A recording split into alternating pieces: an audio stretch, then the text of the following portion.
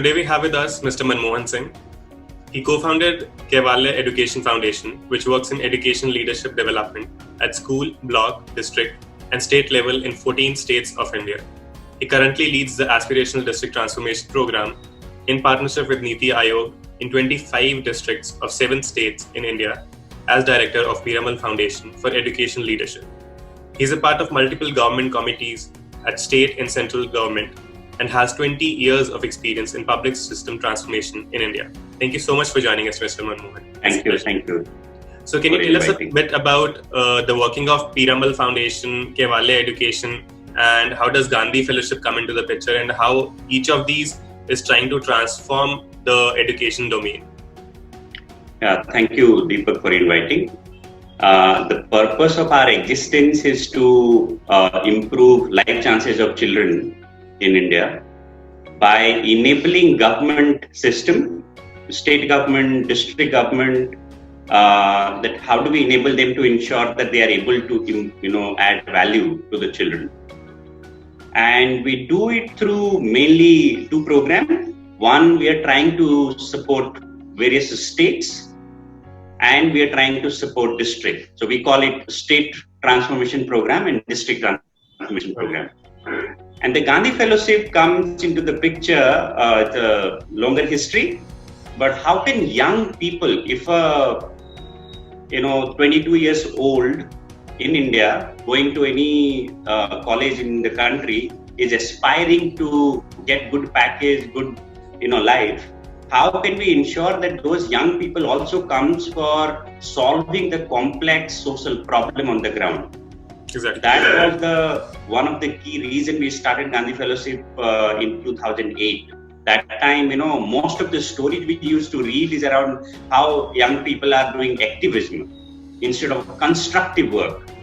So the purpose was that talented with a good heart and intention, right?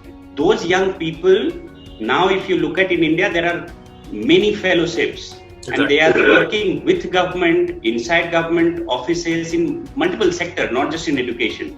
So our Gandhi Fellows have been working at all level in government, to support government officials in improving whatever work they are doing. So that's a huge talent pool which has come into the development sector. And everybody is aware of that, how many fellows exist in the country today, inside even government offices. Definitely. As you mentioned, you've been into the education space for a few decades now and have been working on the large canvas through government collaborations. So what do you think are the few big challenges in India's primary education system? And apart from that, what are the few bright spots that you have felt across your experience in the domain? Yeah, thank you for asking that. Now you're asking this question post-COVID. So the answer is different now. That whatever we were doing, and we is whether it is government, civil society, CSR, all sorts of academia, now all of us need to completely reimagine the education. This is a good time to visualize that how we are going to prepare our children for uncertain future.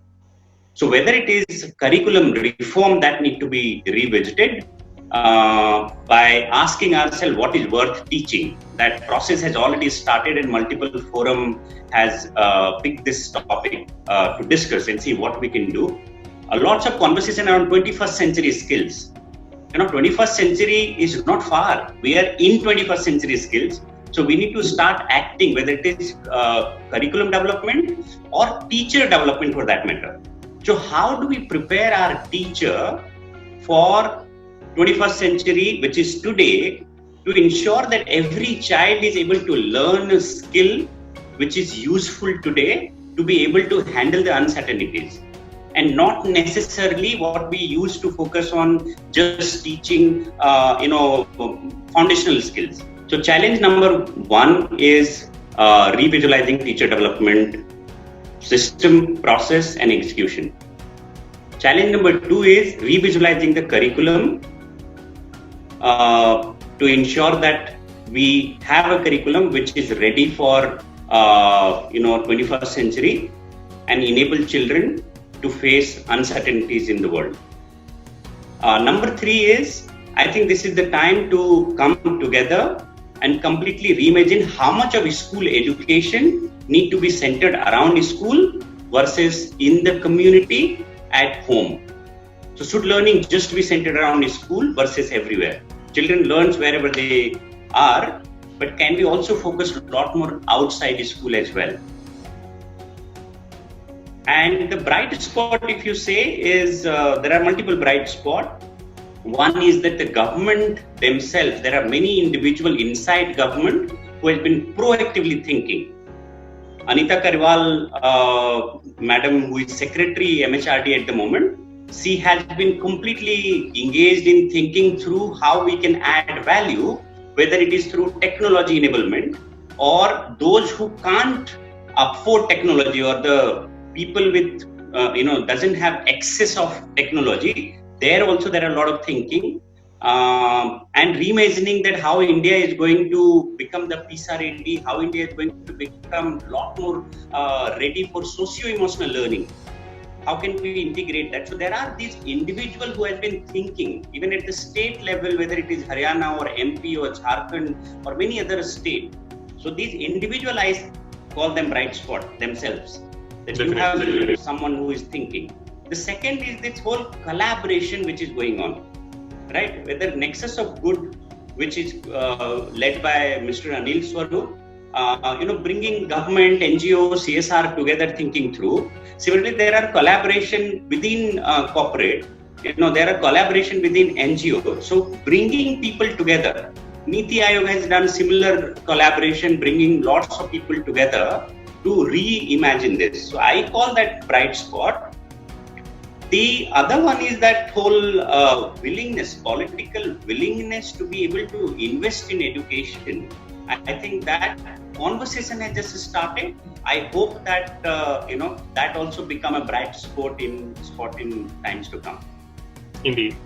And like you mentioned that we are trying to focus more towards making education ready for 21st century. So another aspect that needs to be taken care of is in terms of engaging technology into the current curricula or the pedagogy.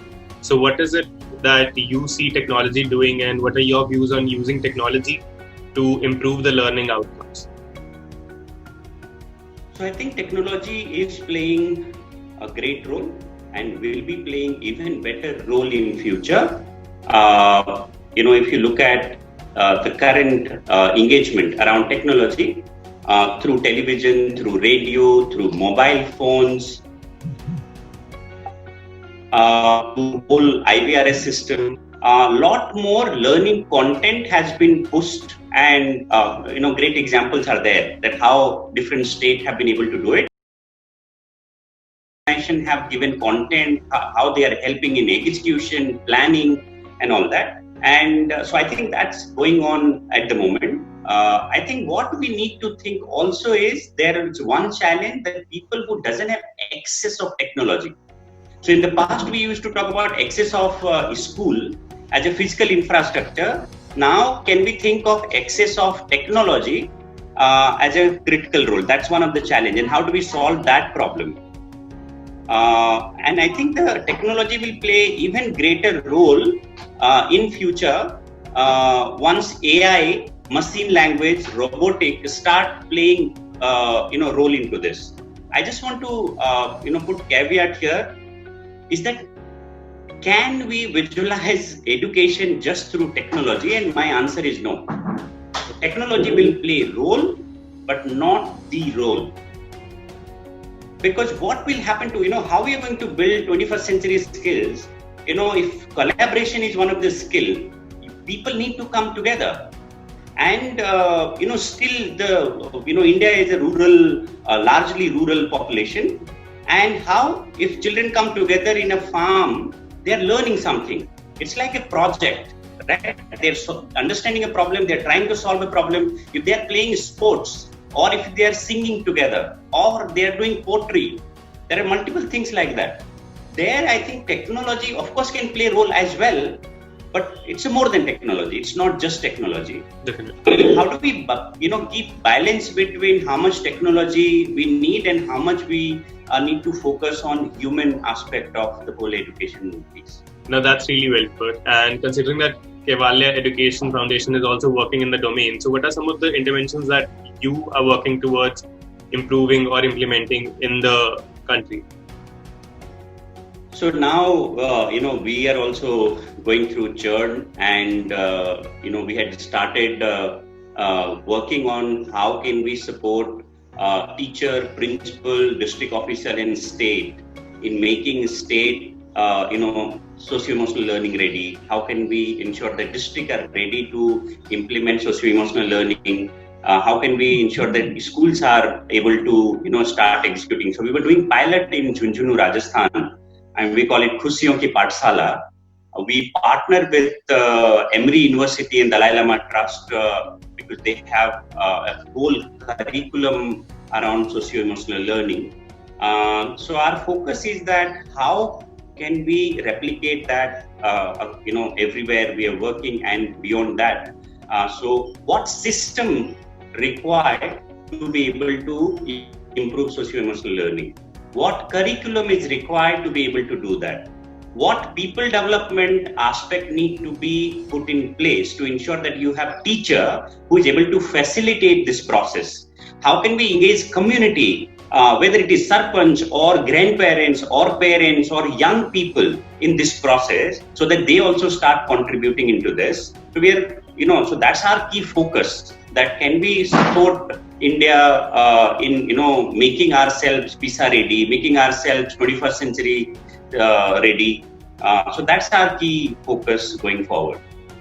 And now coming to the end of the conversation, so what would be your suggestion to say the organizations who are already working in the space? So some suggestions for NGOs, social enterprises who are implementing it, some for the donor agencies who are looking to invest in more educational interventions, and largely for a corporate wing who is looking at partnering with the organizations in the sector. So one suggestion is that please look at the transformation project instead of intervention, which means that don't just look at 1 year, 6 month project, but can be look at 3 years, 5 years, 8 years projects. And Tamil Nadu is a great example. They have just put 7 years project to transform Tamil Nadu education. Can we look at more of such opportunities where we can work together? Second is, instead of individual organization bringing in particular skill, can we start looking at more collective work with different skill coming? Someone is expert in vocational skill, please come together. Someone is experts in language pedagogy, please come together. So can we bring people together and fund that project more and more so that we are able to work holistically? Third is, how can we focus on unreachable? Whether unreachable because of technology unavailability or unreachable because of some natural issues of flood and desert and tribal, how can we focus on that? And just to conclude, so are there any closing remarks around the space or any work that you're seeing that is exemplary that others could learn from and implement in their projects, or just any suggestions for people? So I think I want to really compliment leaders inside government who, whether it is at the district level or a state level, that how they are looking at district as unit of change, as a model, and at the same time, how can state become a lot more enabler to make things sustainable? I think that's extremely critical, to enable leaders to take decision, whether it is a school leader, how can we enable them to take more decisions at the local level, whether it is administrative or financial power, that's extremely important in my view. Second is that how at the country level, we start focusing on whole 21st century skills, focus on socio-emotional learning. Given the experience we have, if you look at this locus in Rajasthan, earthquake is coming, cyclone has come, COVID has come, something is happening in nature. Can we all focus just on preparing ourselves for, uncertain future by coming together? in education. And education can play a great role in building a society which we all will cherish. Definitely. And that brings us to the close of the conversation. Thank you so much for joining us, Mr. Manmohan. It's been a pleasure. Thank you, Deepak. Thanks a lot.